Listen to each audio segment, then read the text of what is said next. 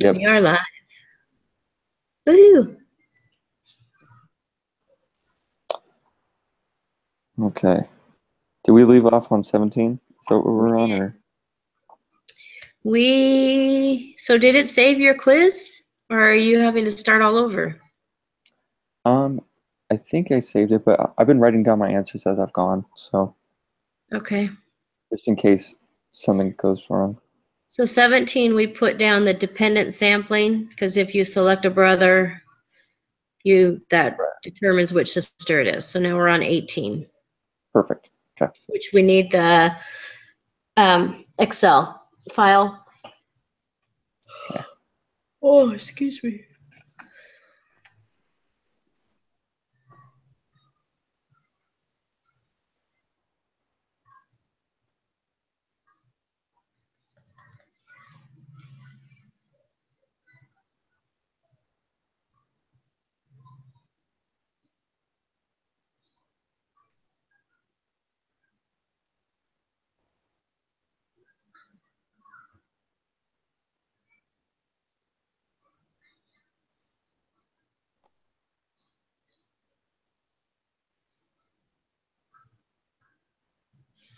So let us know when you got those files ready and we'll keep going on.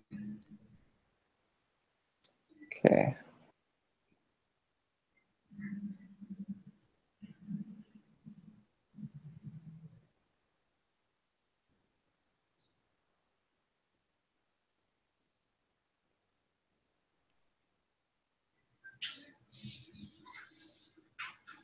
And the math test is due Saturday night, right?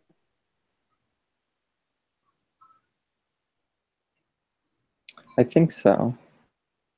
Yeah. This is a busy weekend for me. Whew. Yeah. It starts today and ends the 4th. Oh boy. So Cool.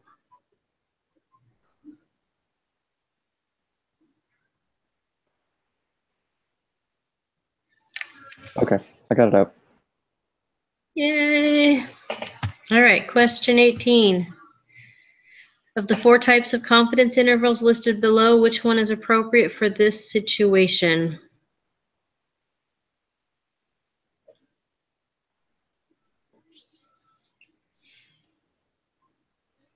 It's only one set of data, Yeah. so it's not paired or anything. Right. So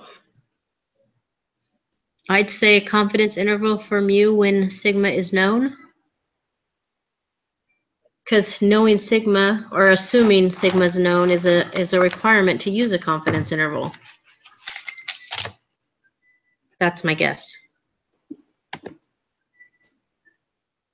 But they don't give it to us, right? They did not give it to us. But I don't think we can do a confidence interval if sigma is unknown, because it's one of the requirements is that it is assumed to be known. Yeah, I think that makes the most sense. Mike, I can't hear you if you're talking. Can you hear me now? Yep. I can hear Okay. you now. Good.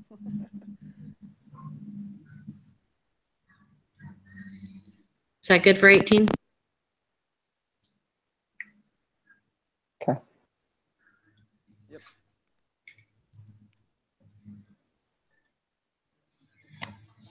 So 19 wants the margin of error, 20 wants the lower bound, and 21 wants the upper bound, which should just be in the Excel file, right? For the quantitative. Yeah.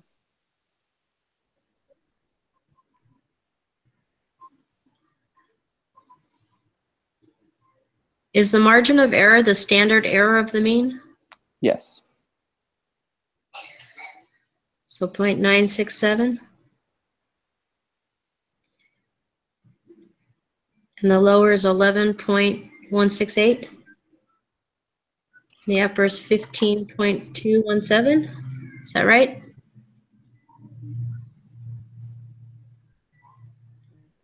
and 15.217. That's what I got.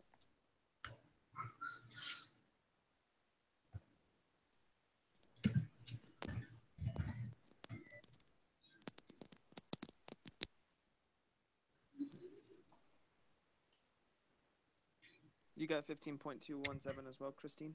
I did. Okay, cool. Sweet, and that's for margin of error. Margin of error, I got 0.967.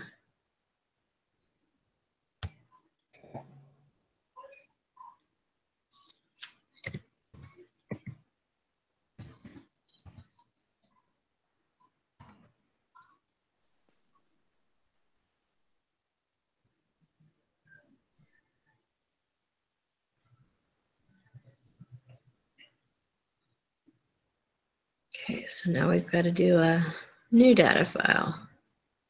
Oh, yep. Fun.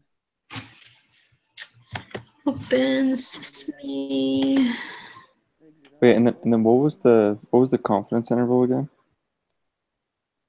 11.168.217.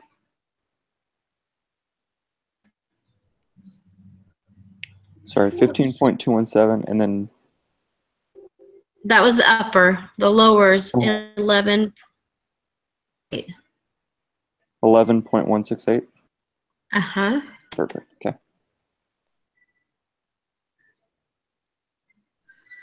Oh, goodness. Oh, this is a lot of data. Okay, so looks like the cities is changing. I didn't read the question or what it said. I was just looking at the data. Same.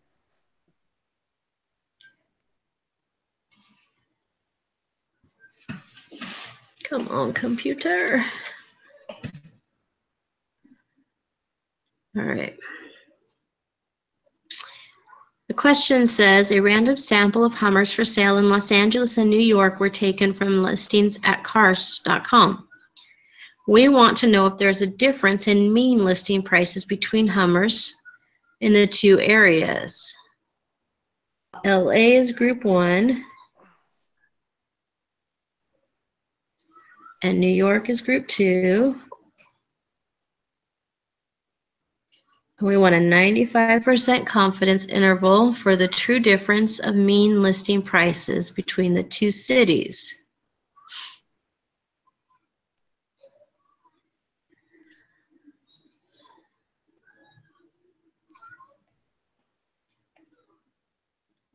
So we want the paired. So we're gonna do, is this one a paired or independent? It doesn't matter. Ooh, that's a good question. It does, because we just have the paired sample test and it's not paired because it's not listed side by side, I don't think so. And are we listing the prices? Right? We're comparing the prices. Yeah, we're comparing the prices. So we copy the price from LA and put it in one column, and then copy the price of the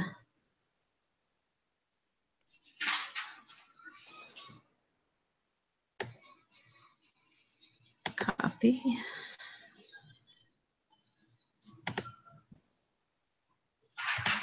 We're using the 2 sample t-test. LA, New York.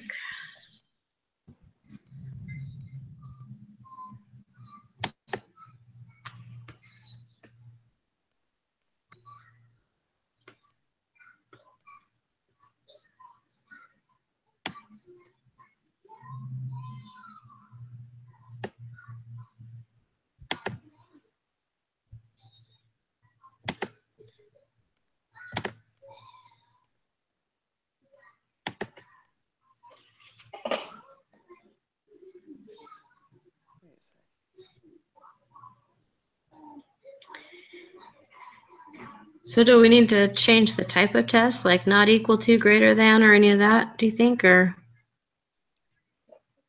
I'm having a hard time understanding the Excel table that they gave us. Where does Group 1 start and Group 2 begin? Or You have to where's Group 1? you have to look at the city. So you're going to select column D just from like the first all the way down to you see do all the Los Angeles 109. numbers. I see now. Because I think New York starts at 110. Yep. Gotcha.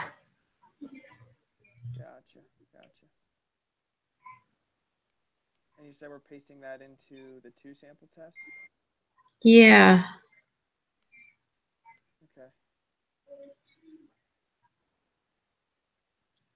And then what's the test asking for? I think it asks for the upper and lower, but I'm not. Oh, just if there's a difference. So it'll still be 95% not equal to. Thank you.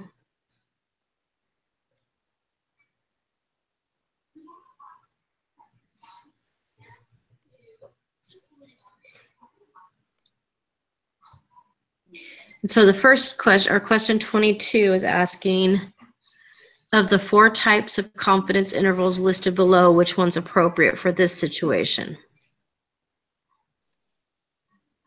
So they're going to be dependent, right? No, I think they're independent. Sorry. That's what I meant. Okay. Are you up to date, Micah? Yep. Okay. Because there's nothing that really associates the LA number with this New York's number, so they're independent. Right. Okay. So we're going with the third option, the confidence interval for the difference of means using independent samples? Yes. Okay, cool. All right, I'll read the next one. Information. Calculate the 95% confidence interval for the true difference of mean listing prices between Hummers from LA and New York. Input your answers for the lower bound and upper bound. Question 23, input the lower bound. Okay.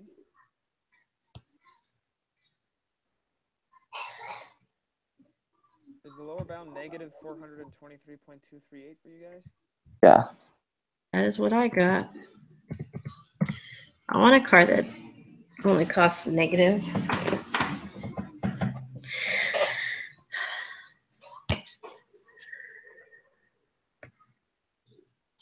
Then again, maybe you don't if they're paying you to take it.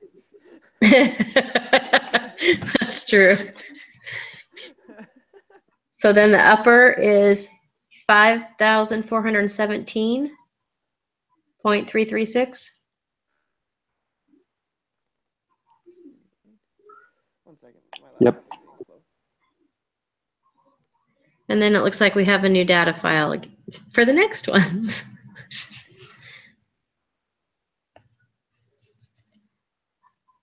All right.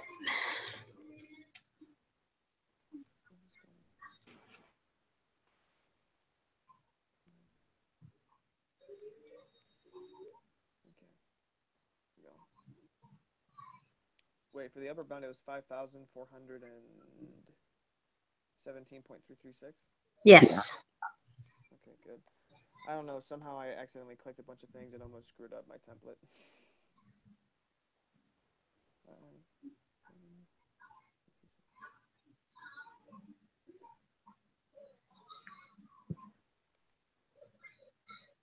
There we go.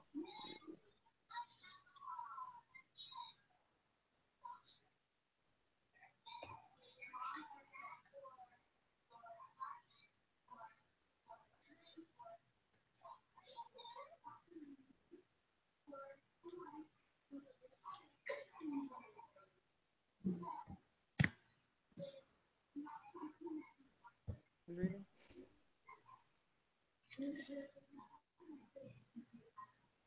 Oh, sorry. No, I you're was good. just zoning out.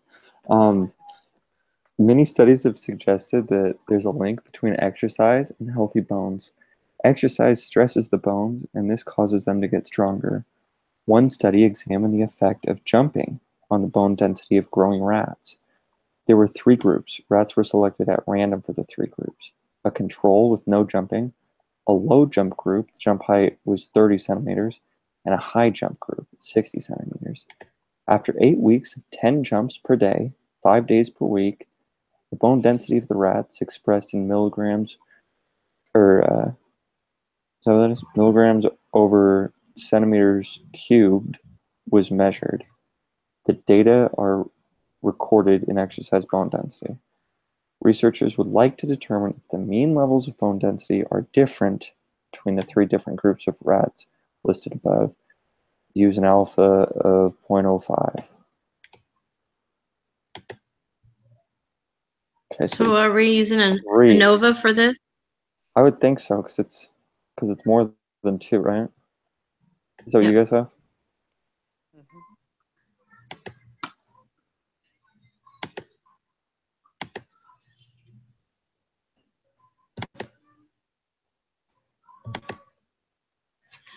Oops, don't select that.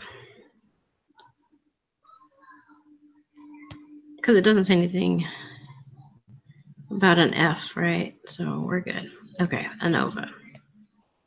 26, calculate the test statistic.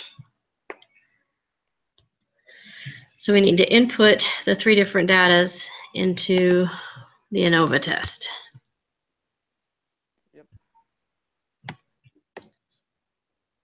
Copy. Paste. Grab my charger quick.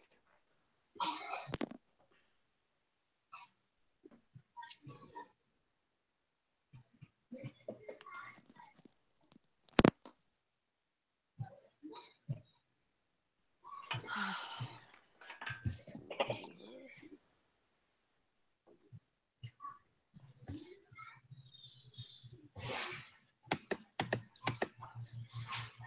So the test statistic is F, right?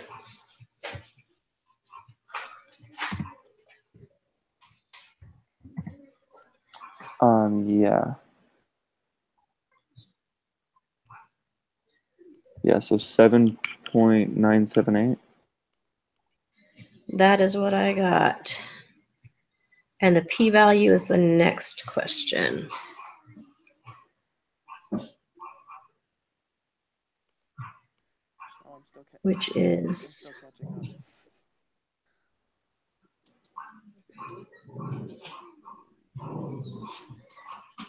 you hear that doggy barking outside, you'll be okay, mister.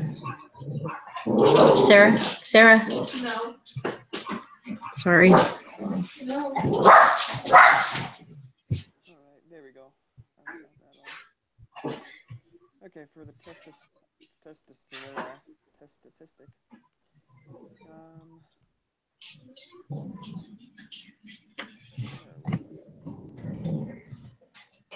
Oh, so it's 7.978. Yes.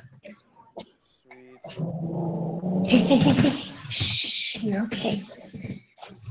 Somebody So then said the that. p-value is 0.0018, and so we round to 3 decimals, right? Yeah, so 002. 0.00. Yeah. That's what I got. And so the p-value is less than, right, than alpha.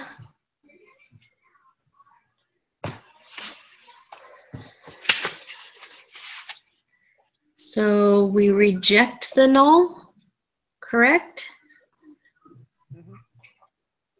So we have sufficient evidence to say that, what was the hypothesis? That there is no difference?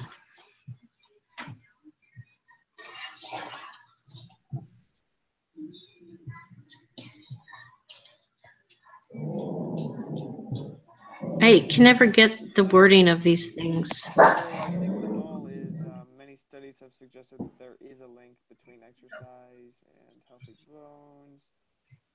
So yeah. because the null is basically saying that they're all equal. That's what ANOVA, it all has to be equal. So that's saying there's no difference, but the alternative is saying there is a difference.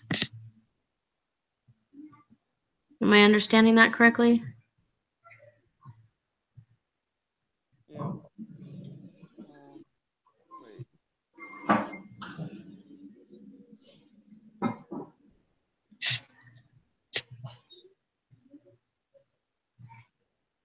Wait. So I believe that reject and fail to reject is talking about the null, and then the sufficient evidence is talking about the alternative. That is correct. And something else to remember is the alternative is at least one is different. So like the first one where it says that between all the groups is different, that one can't be right because we don't really know that there is for all. We just know that there's at least one that's different. We don't have like something telling us each one is different. Yeah. So it's going to be, okay, sufficient and then at least one. I think so. No, yeah, I think so too. So the fourth one down? Yeah.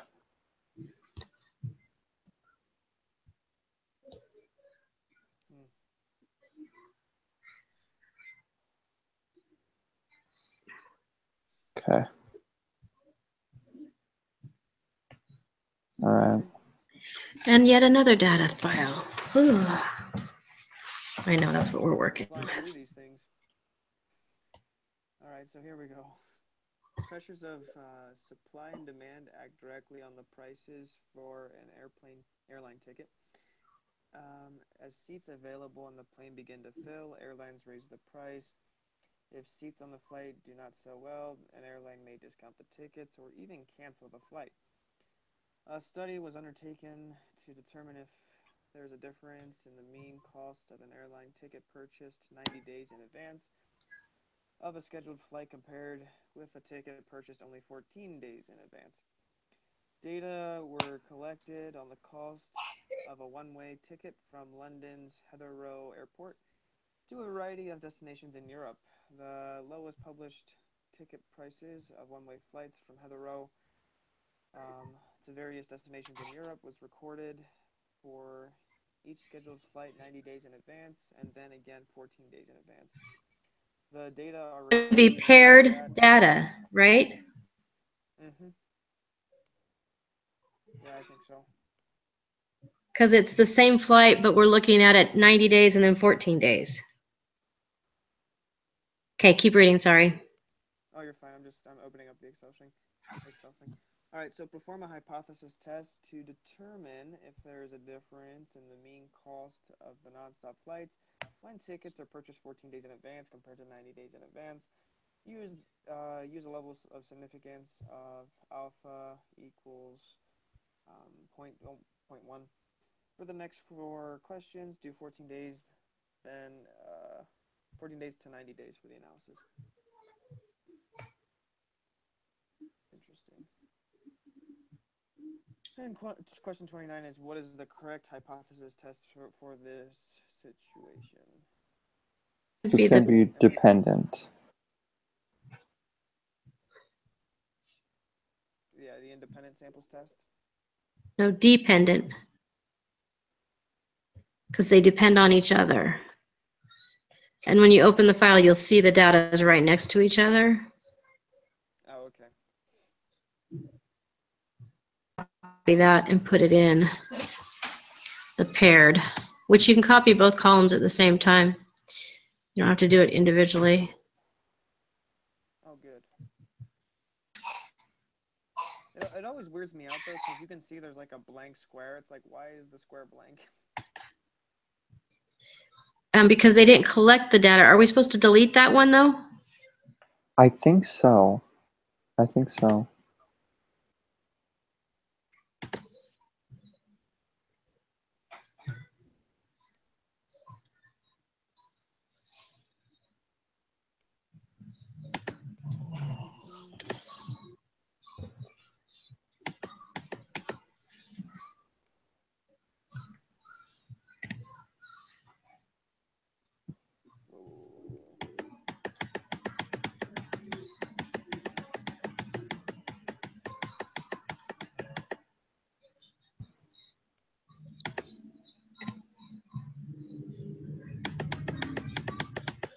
So I believe if you copy and paste both the columns and then you just delete the number that's by itself, you don't have to like delete that row. You just have to delete so there's not a number in either of the columns, and then it changes the n value. It's not counting it as a 0. I believe that's what I just saw happen. So then we need to change the confidence level to 0.9. And is the null hypothesis 0 and not equal to?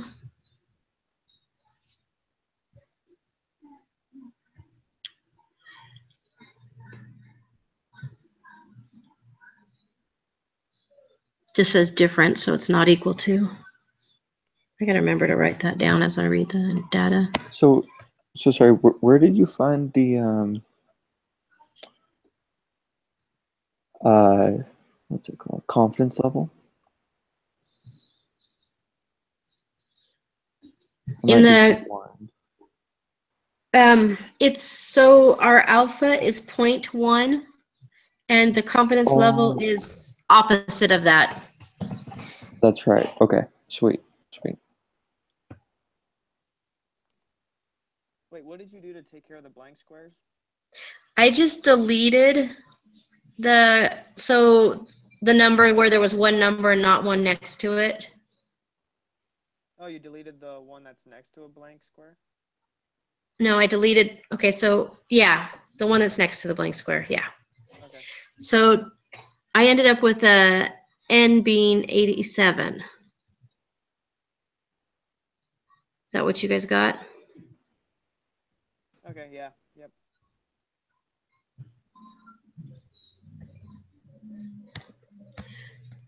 So the t value is 1.685. Let me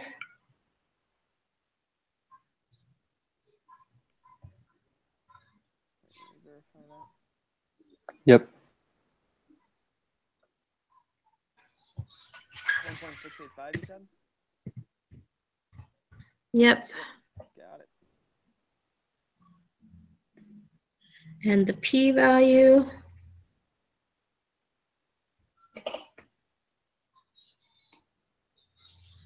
is 0.048. My p value is different. Uh-oh. I got 0.095. Did you change your confidence interval? Oh wait. Oh my goodness. Yeah. I forgot that part. All right, what? I think that's the confidence interval. The only thing it really changes is the p value. It doesn't change the confidence interval. So what is your p-value again? 0.9.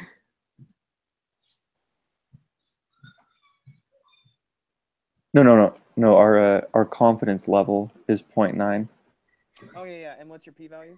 Oh, sorry. 0.096 rounded.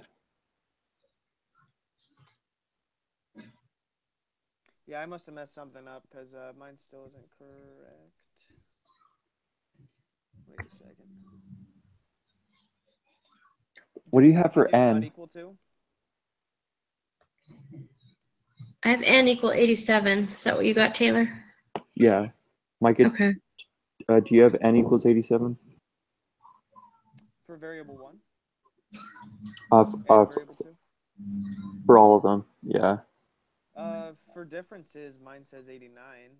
Okay. So I think that is just meaning that where you have blanks, where like you went and deleted it, you're gonna have to delete the it's still reading in the differences that whatever it's probably saying 0 minus 0 equals 0 or something. Oh wait, let me see then.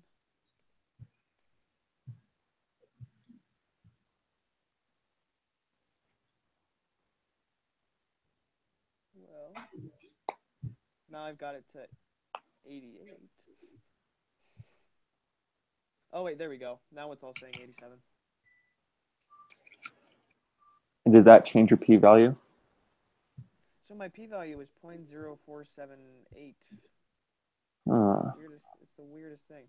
How many squares did you guys end up deleting? Because I have like 1, 2, 3 blank, 3 blank areas. Yeah. Let's see. Do you have not equal to submitted? 2, Oh wait, let's see if that 3. fixed it. Oh, okay, so now it's 0.09568. Sweet. Yep. Okay. Yep. There we are. Beautiful. Worked out the kinks.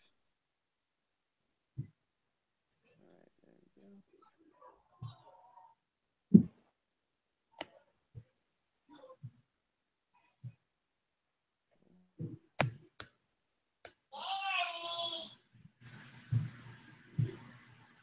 Okay, last one.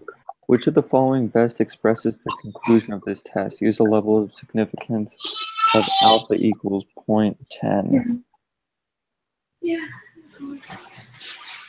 So P is less than, so we're going to reject the null. And which means there's sufficient,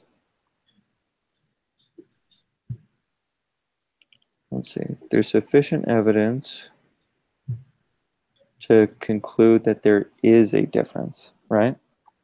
Yes.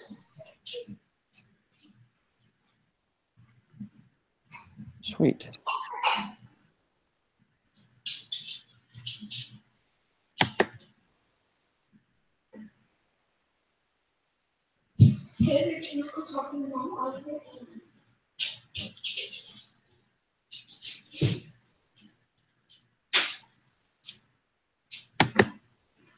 All right, we'll submit. Maybe my computer wants to. Okay, I missed 2 points somewhere, so now So it looks like for 18 we got it wrong. 18? yeah, and 19. 28 we got wrong as well? Or no? You got 19 wrong too? Yeah. Let me see what mine says. If it. Wait, do you guys get 28 correct? Okay, and 18 was the one that I'm wondering if I just accidentally clicked the wrong one. I wasn't too sure about. Because remember Okay, that was the one where I did click the wrong one. Oh my goodness. I did not submit mine yet, so let me. Oh, okay. So Yeah. I what do you misclicked. want? What is 18 then? So I think it's unknown. Okay, I will try that and submit. But you got 19 wrong as well? Me? I did, yeah. Oh What yeah, did I did you as well. What did you have for 19? 0.967. That's what I have. But we got the next two right?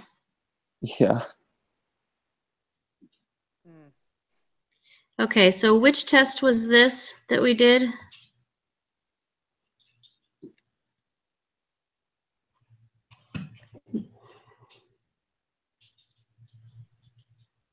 Are you gonna get Danny? Shh.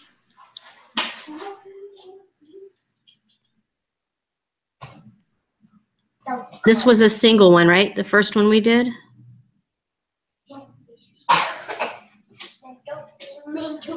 This was the one sample t-test? Yes, you are. Let's see. Okay, so what is the formula for M again? M equals Z star times sigma over the square root of n. And did we have that information, or were we working with just the file? I don't know. That was one that I didn't really keep up with. Okay, Z would be 1.96, right? So what's sigma? Is sigma the standard deviation? I'm getting myself confused. Yes. Okay, so the standard deviation is 4326. So if I calculate it myself, give me a second to clear that. 1.96 times 4.326 divided by 20 square root equals 1.895. Nope, 896 rounding. So we used the number, the standard error of the mean, but that's not the same thing. Oh, okay. My bad. So maybe we should have calculated it, is my guess. So somebody else do the math before I submit this. So if we use M equals Z star, Z is 1.96, times sigma, which is 4.326, that we got from the form, the Excel spreadsheet, and then the square divided by the square root of n, and n is 20. So just double check that number, and then I'll submit my quiz and see what it says.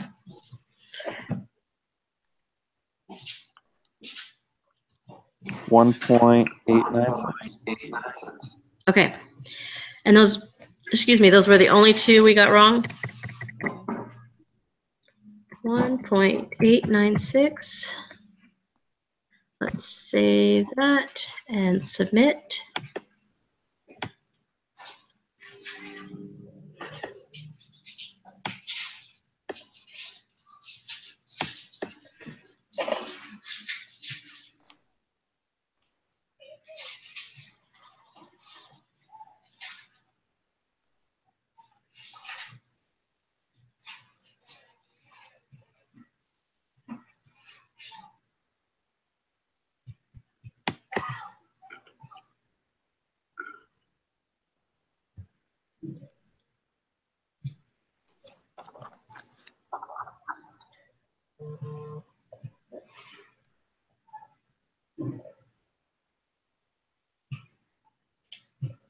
I got a 96.67.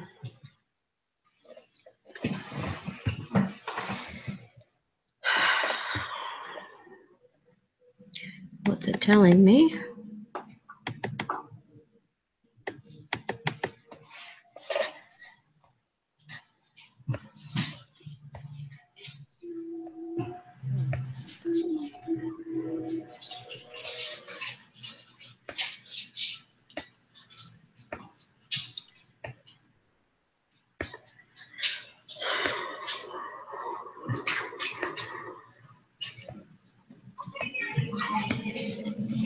I still got wrong.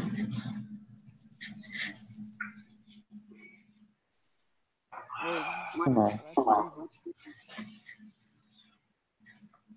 crazy. But that's it.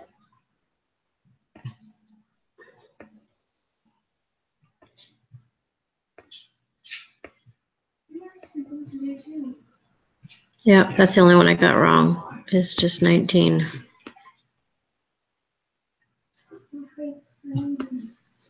I don't know what else it would be.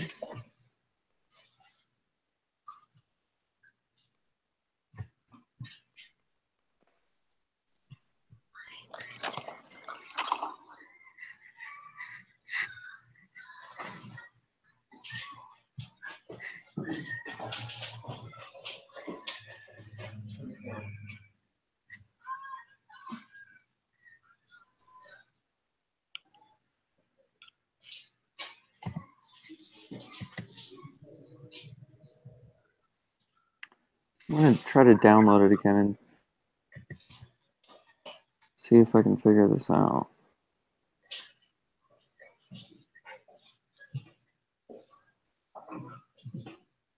Because we did the formula.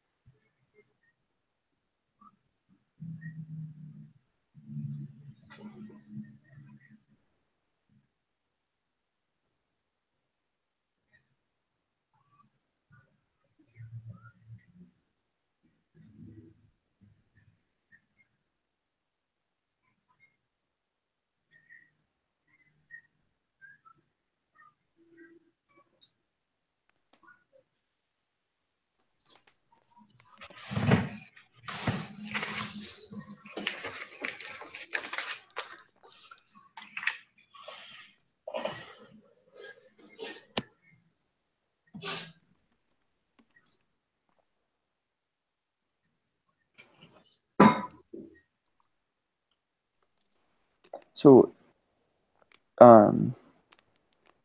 what's the null on this? What's he trying to test?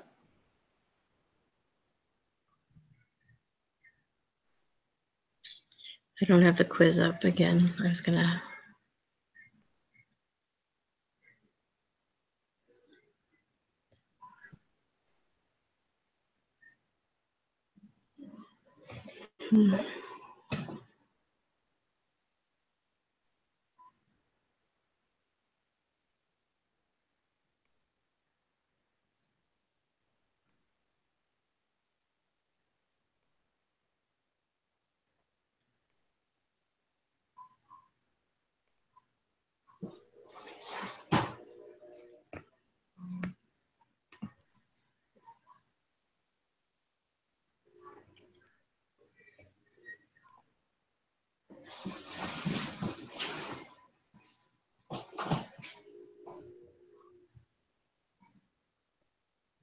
Oh, how did you find sigma? On the spreadsheet. The standard deviation. Oh, duh.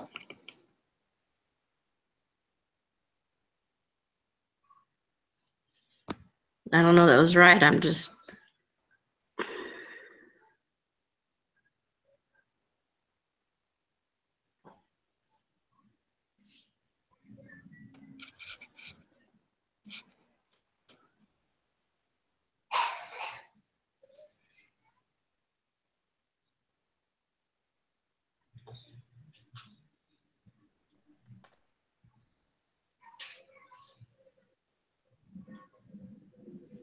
Oh, you know what? I think I have the wrong formula. Is it n minus 1? Underneath? No? I think that this is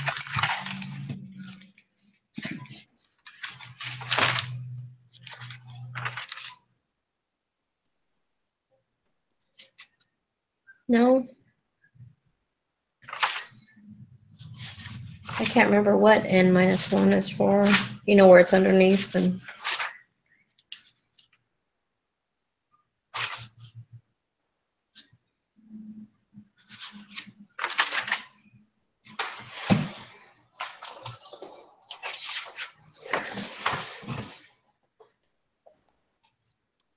Guys, it looks like I somehow misinput information for number 8. What did you guys get for that one? Number 8? Yeah. 1001.96. Oh my goodness. I moved the decimal over 1. Oh, dang it. You've got to be kidding me. 0.96. There we go. I did one too many zeros.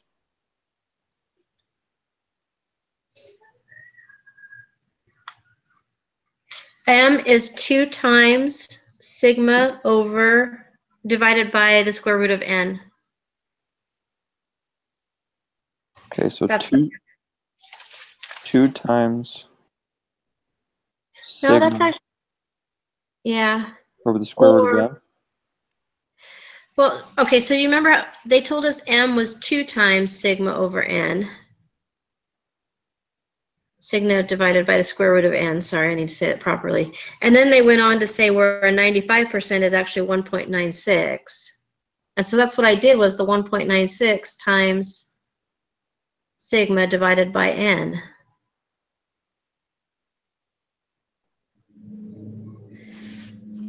So we did the z-squared. I wonder if we should have done the 2.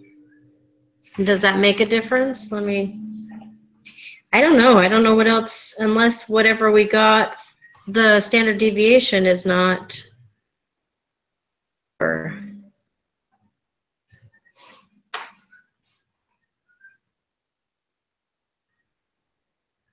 me see real quick.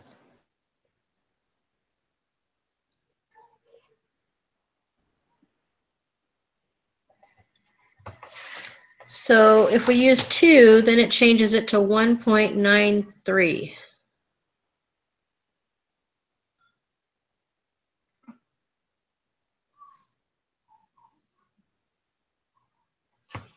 Oh wait, hold on. Z star times sigma over. Oh, okay, hold on. I think we had the formula wrong.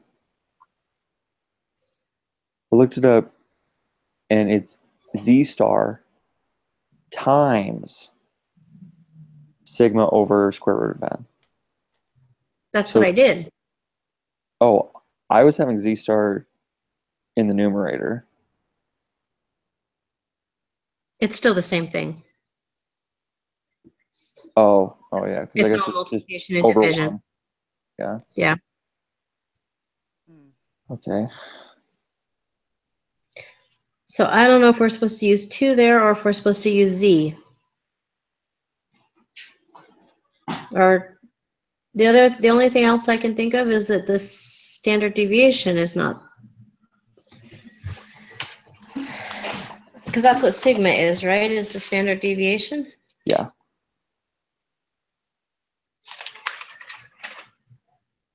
Oh, or it's you know what?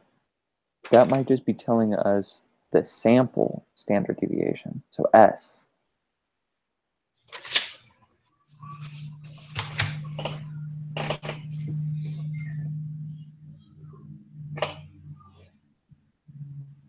But the problem doesn't give us sigma, does it? No.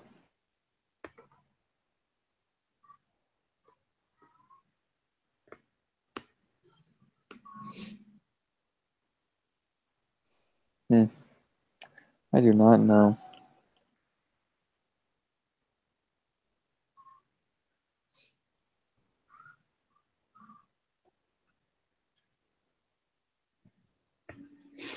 I don't know either. Okay. Oh, wait. Oh my goodness. This is the one where it's so simple. You take the upper and you minus the lower and you divide it by 2.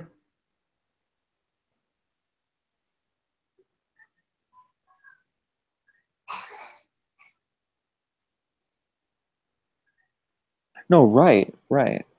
So it's 2.025.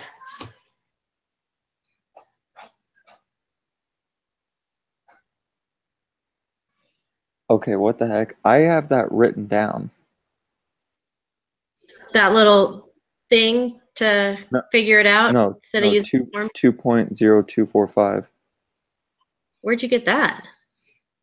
I think that's what I was doing, but I just wasn't even realizing it. I'm like, wait, hold on. Because you have to find the confidence intervals between plus or minus. So I'm like, wait, so what are we plus and minusing? And I Yeah. got 2.0245. So I did Yep, that's the answer. 15.2 Sarah, minus 11.1 or whatever divided it's for by, you, Sarah. yeah, divided by 2. I asked you to get the door. Sorry, guys. Okay, sweet. That sounds good.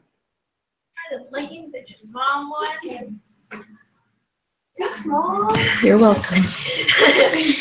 All right. Okay. So maybe I'll try it again with that number. I got to remember that. Equal to, where's my notes I wanted? Get all the right formulas in. Remember, M is equal to the upper bound minus the lower bound, all divided by 2. Good. All right, good All work. right. Any other? We're good to go? Too bad I don't have you guys to think through this whole thing on the real test. I know. I screw myself up too much. Me Oh too. well. Well, good luck, guys. You too. I'll need it. For real, me too. All right. Thanks, guys. See you guys. See ya. Good luck. Bye. Bye.